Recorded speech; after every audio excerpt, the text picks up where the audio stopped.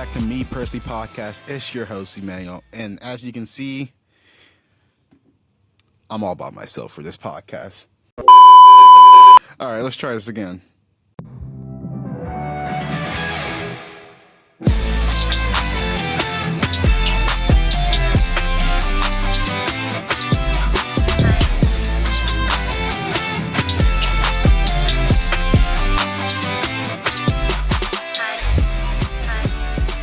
Welcome back to Me Personally Podcast. It's your host, Immanuel. I'm about to say I'm here with, but as you can see right now, I'm by myself because my co-host is out of town for this weekend. So we're doing the podcast prime time style by myself, me, Immanuel, prime time Siafa. Speaking about prime time, you should follow my TikTok because guess what? I can go on live right now. What? Right now I have like 855 followers. That's more than all of our social media pages for Me Personally Podcast combined. Also got like a TikTok right here where I kind of went off on Madden against a friend. 1,000 views. This TikTok has 1.7 million views and 300k likes and 1,500 comments, 26k share, bookmarks, something a little light like that. But let me try going live. I'm gonna go on live real quick. Recording MP podcast, fitness and sports. Set this up, and then for the rest of the podcast, I'm gonna be live. But like I said, welcome back to Me Personally Podcast. It's your host Immanuel, by myself, co-host out of town, so you're gonna get the full prime time Siafa experience right now. But let's just get right into it, okay? So the NFL Combine just kicked off yesterday with the D-line doing their D-line linebackers doing their combine questions for some of the players. For example, Caleb Williams and Drake May had some questions out there. They weren't participating in the combine. But first thing I want to talk about the D-line that was doing the combine because the D-line kind of went off during the combine. Especially Braden Fisk, Brian Murphy II, Leonard Taylor III from Miami, and also I don't want to get this guy's name wrong, but don't want to get this guy's name wrong. Texas D-line, bro. Why am I forgetting? Tavon Sweat running his 40-yard dash too. I'm trying to pull up. Yeah, he ran a 5.27 as a 366-pounder. That's insane. Like, I used to be 366 pounds back in August. I lost. Right now, I'm 268. So, pat on the back for me. But I know when I was that heavy, I couldn't barely even run. Barely can walk up the stairs, but running a 5.27 in a 40-yard dash, that's insane. That's insane. So, but I should know about Tavon Sweat. He terrorized Oklahoma State in the Big 12 championship game, and he's definitely like someone said like if he was like 100, someone said if he was like 200 pounds, he would have ran like a 4.44. So like. That's insane for a D-lineman who's 366 pounds. But let me get back into the topic. But the D-line and linebacker shine. For example, Braden Fisk from Florida State, he ran a 4.78 40-yard dash. He had 33.5-inch vertical and a 9 feet and 9 inches broad jump. He ranked third with a 1.68 second 10-yard split. Like I said, sometimes it's really good when these players like participate in the combine, especially the players who at the time was looking like they're going to go in third round, second round. Some of these combines for these players who look like they was going to go in the second round, third round will jump up to the first round.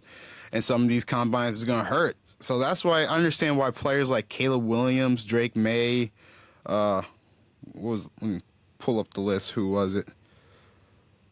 Caleb Williams, Drake May, Jaden Daniels, Marvin Harris Jr., Malik Neighbors, Jonathan Cooper, Jonathan Brooks from Texas and Cooper DeJean from Iowa. The reason why I did not participate because they got nothing else to prove. Sometimes the combine is going to hurt you, and sometimes the combine is going to help you. Those players I mentioned are probably going to be drafted top 15. So why would they go to the combine and hurt their stock a little bit?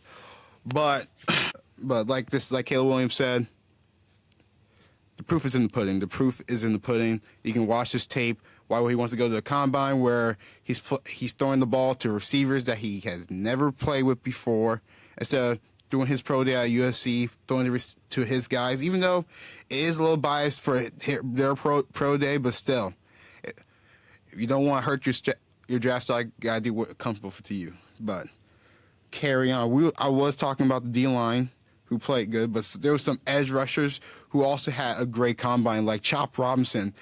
Ran a 4.4 40-yard dash. That's insane. Honestly, that's insane. Like Chop Robinson, he was already like a first-round talent, but he probably raised himself all the way up to a top 10 pick, in my opinion. Top 10 pick right there. Then some of the linebackers, Peyton Wilson won the best linebacker of the year award too in college football from North Carolina State. Great 40-yard dash, ran 4.4. Best linebacker in this draft class, in my opinion, right there. But I can keep on yapping along, trying to move on quickly, get through this podcast quickly, since I'm by myself. But the real question is, out of all these prospects in this draft class since the championship, should we really believe in the hype of J.J. McCarthy? And I like J.J. McCarthy. You know, I like the Michigan program, like everything they did this year. Besides the cheating. But I like everything they did this year. And J.J. McCarthy, he's one of the more accurate quarterbacks. But like I said, people tend to say that he was a handoff merchant, which I don't. It's personally true, but I don't. That's not the knock for me. We just don't really know. We don't really know until we're going to see the draft combine. Until we're going to see him at the combine throwing, we're going to see what type of player that he is, how accurate he is. Because watching him play, he doesn't make mistakes. Like there was a lot of quarterbacks in that conference that had great teams, but when they made mistakes, it was completely over. Ohio State quarterback and Penn State quarterback, they could have went undefeated both, but when they played Michigan in that defense, they made mistakes. They made a lot of mistakes. So I don't know. I feel, because my team's the Broncos. Everybody knows that. My team's the Broncos, and the Broncos are rumored to get J.J. McCarthy. We already meet with him and everything. So I do not know how I feel about J.J. McCarthy 100%. I love J.J. McCarthy. You know, Michigan, that's my second team after Oklahoma State. Everybody knows that. But I don't really know. But I don't know how I should believe in the J.J. McCarthy hype. So I'm wondering what you guys think about J.J. McCarthy out here. Do you guys think me and the Denver Broncos organization should take a chance on J.J. McCarthy? You guys believe in the hype of J.J. McCarthy? Tell me why, because I'm going to post this on TikTok, because I don't know how I should feel about J.J. McCarthy at this moment.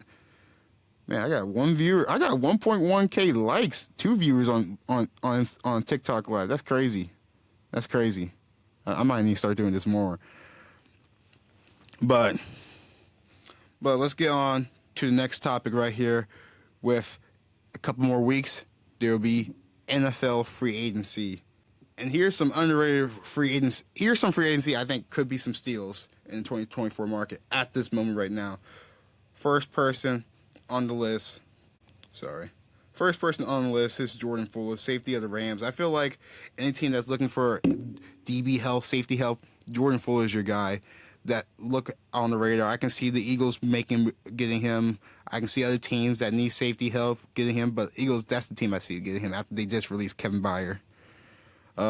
Zach Moss had a great season this year for teams that needs running back help. I can see Zach Moss being a good guy for them. Teams like the Colts might bring him back. Browns, Cowboys, Chargers, Giants, those are teams I can see Zach Moss too.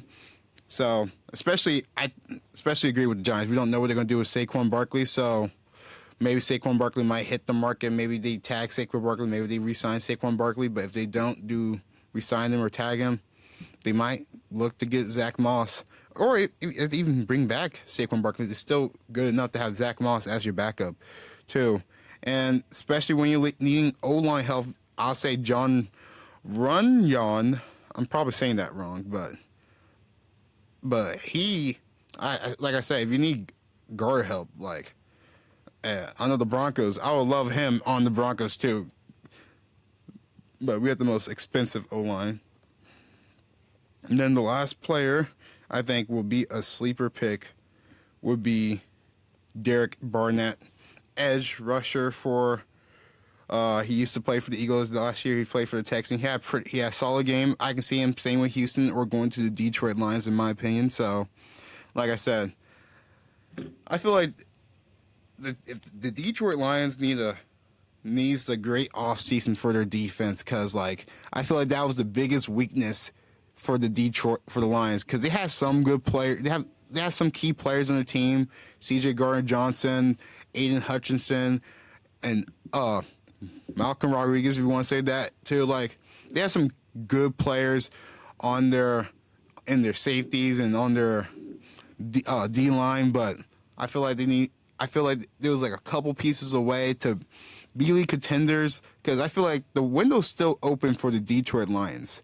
I feel like the window's more wide open for the Detroit Lions to make it to the NFC than the San Francisco 49ers, because they have all these other pieces they got to re-sign. But right now, the Lions are at a good chance to win the conference. So next year's either going to be the Lions, Eagles.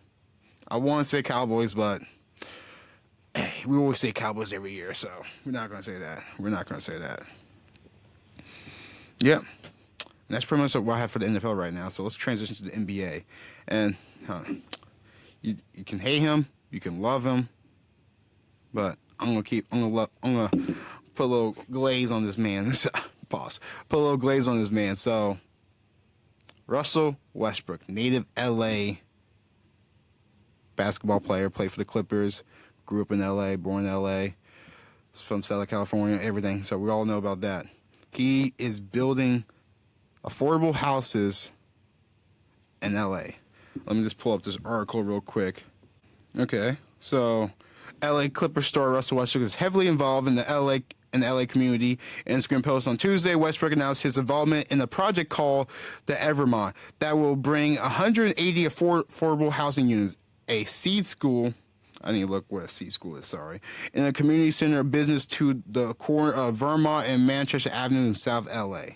Honestly, some people, Russell Westbrook is really my role model. Like, after KD left, he was really my favorite player. I will defend him I will defend Russell Westbrook in any debate, any argument. I'm probably going to lose, but hey, Russell Westbrook, he's a great guy off the court. People hate him on the court for some reason. I don't understand. I don't know how you can hate Russell Westbrook. He's honestly the most disrespected star in the past 10 years, and just see what he's doing with his community, especially when he was at OKC. He was always supporting the community in OKC, and he's doing it now in his hometown. Hey, some people's favorite players like to gamble. Some people's favorite players like to harm other people. Some people's favorite players like to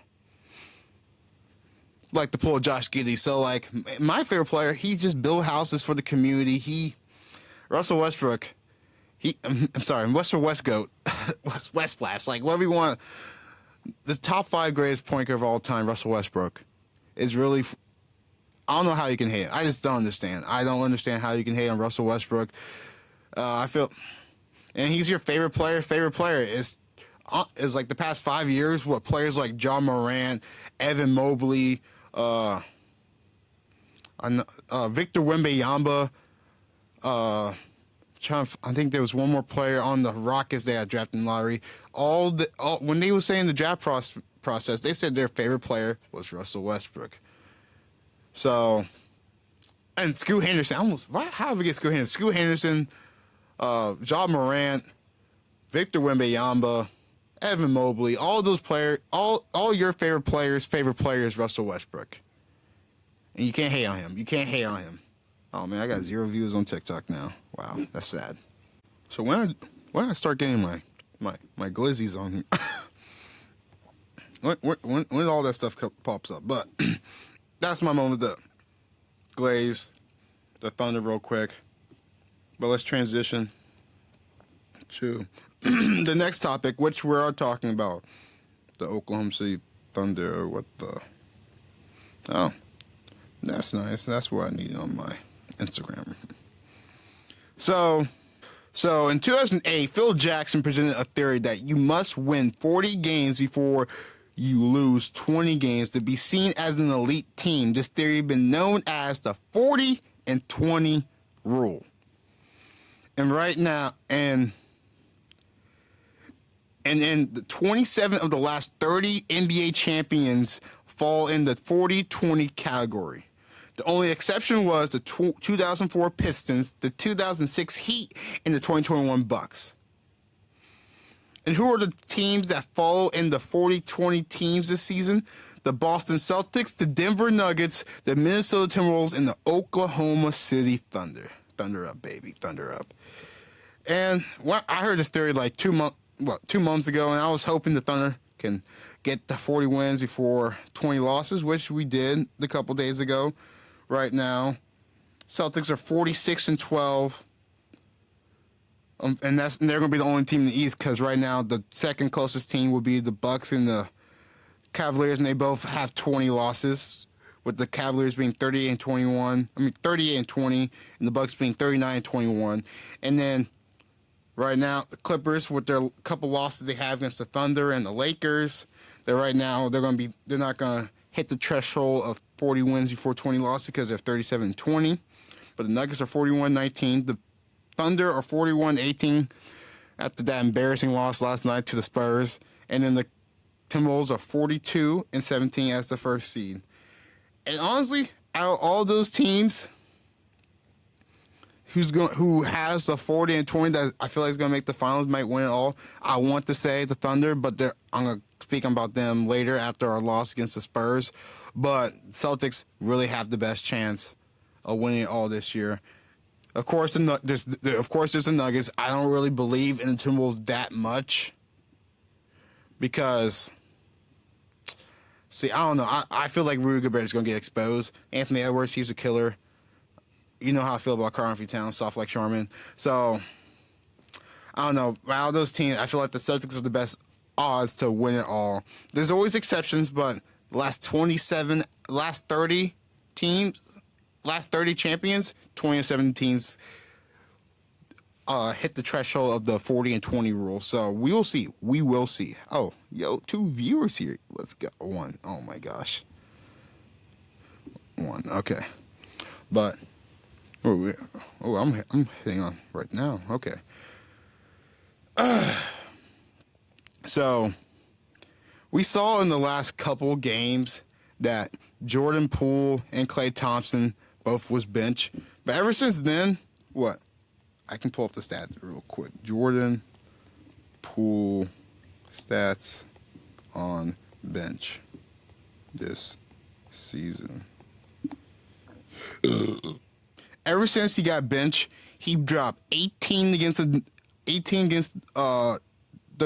Nuggets, 21 against the Thunder, 31 against Cleveland. He had 12 against Golden State. But then last night he dropped 34 against the Lakers. And then Klay Thompson was also another player that the Warriors decided to bench this season. And then this year, off the bench, he's averaging 19 points a game. When he first got benched, he dropped 35 points, and then he had down game, 3 points against the Lakers, 13, 23, 25, and 16. So is this really the solution for players who are struggling on the starting lineup? Like, you know what? You guys, we might need to bring you with the second rotation. I think this should be I feel like coaches should start considering like players who you're expecting to play higher expectation, but then sorry. This is I'm not gonna lie, this is so hard recording a podcast by yourself. But I feel like this might be the new move. When players are struggling, you need to humble them a little bit. You gotta tell them, like, yo, come off the bench for a couple games. This is no disrespect of your craft and your game. Come off the bench. We'll ease you in back into the game. I know you've been struggling, having bad shooting splints, and see how you do with the second unit and to get their confidence back up. Because sometimes when you're in the starting lineup and you've been playing bad games, you go on social media, you need to get, that's going to hurt your mental health. That's going to hurt your mental game, okay? You're going to get stuck in your own head. You can be overthinking about a lot of stuff. So when the coaches come in, like, yo, we still believe in you.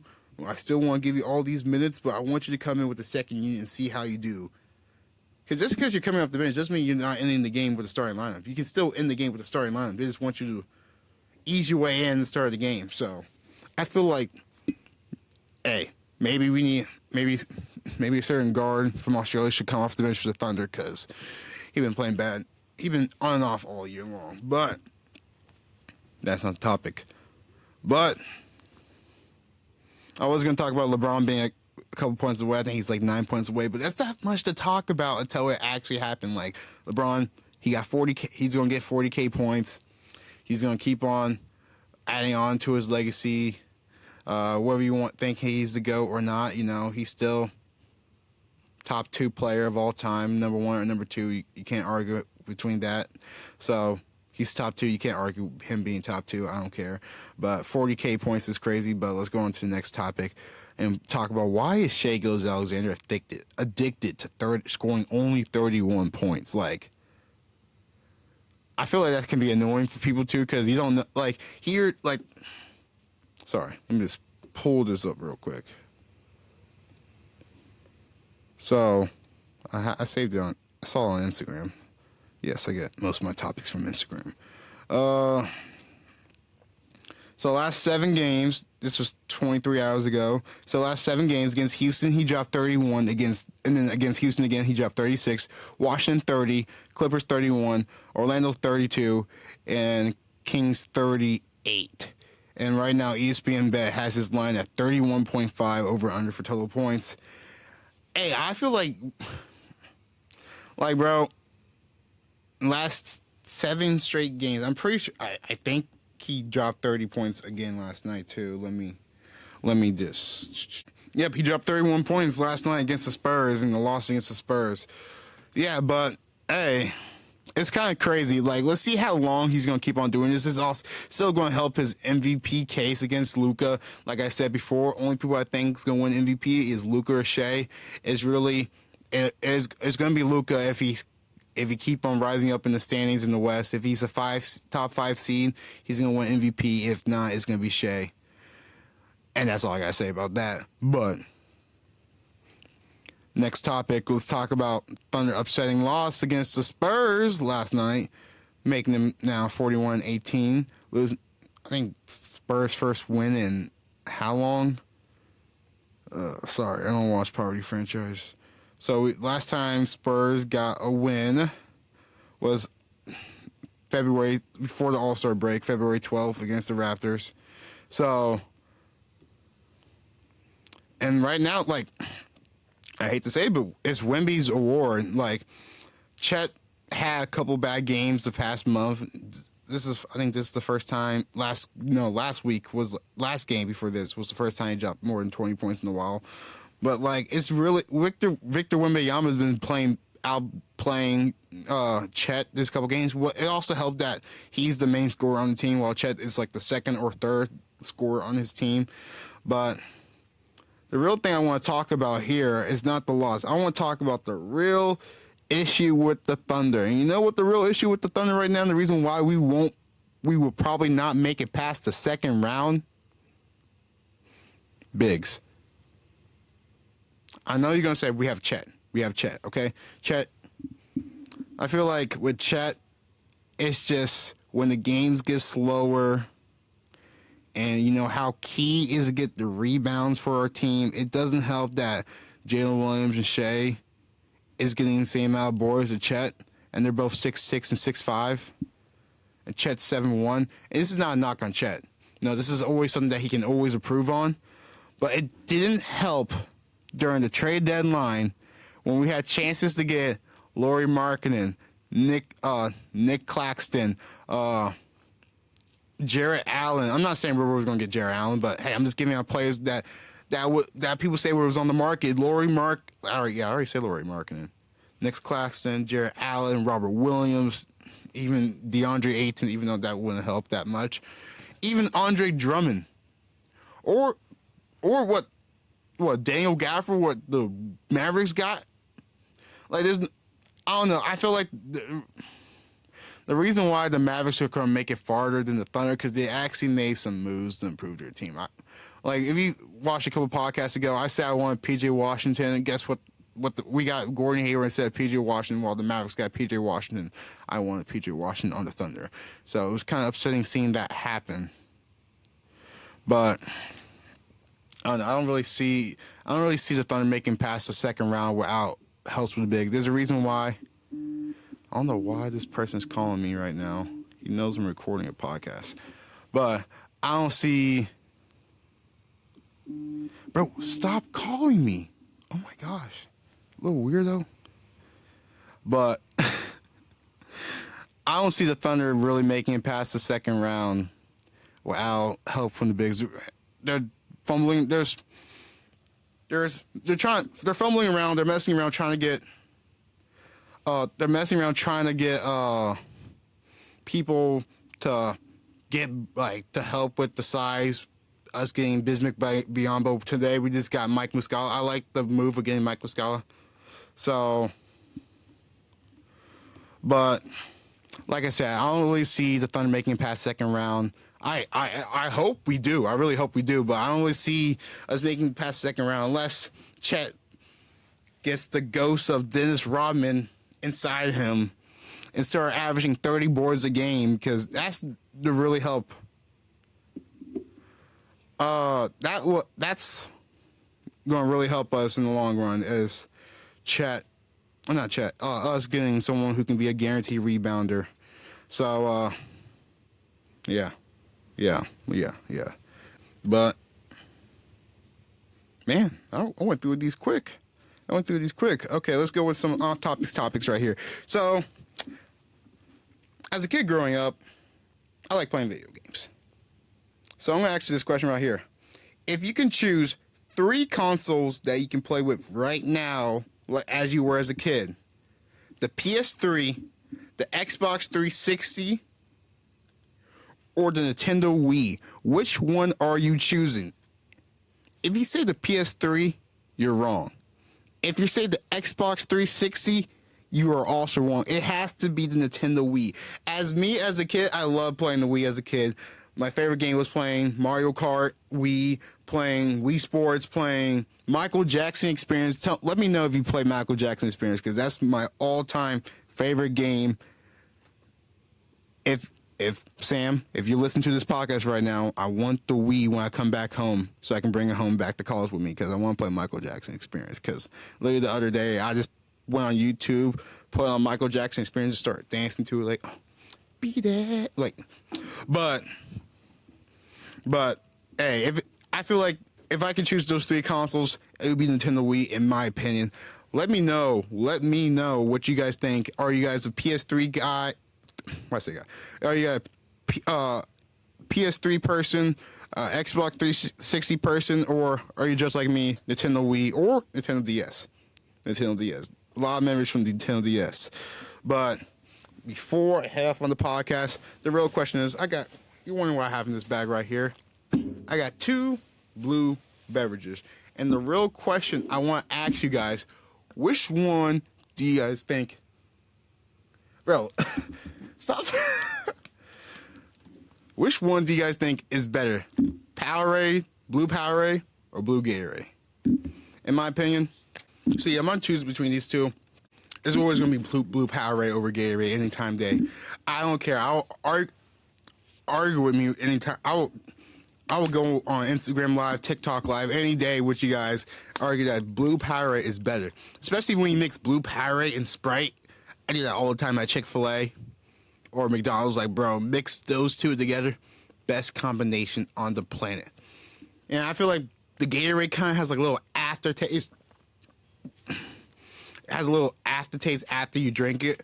But blue Powerade is consistent. Like, it reminds me back in the day when I was playing football in elementary school and my parents would give me blue Powerade. Well, Blue Powerade always come in clutch. But I'm going to shout out my social real quick. Make sure you watch me personally podcasts on all platforms, Spotify, Instagram, TikTok, Apple Music, Apple Podcasts, iHeartRadio, Amazon, YouTube. Make sure you guys subscribe. Make sure you guys follow me on Instagram, primetime.calpha. Make sure you follow Jonathan's social medias. Not Jay. I'm sorry. I am so sorry. Why did I forget? Not J.Jack on Instagram. I forgot his Twitter. I'm sorry. Not J.Jack on Instagram for him. Primetime.calpha on Instagram for me. Follow me on TikTok. I'm on.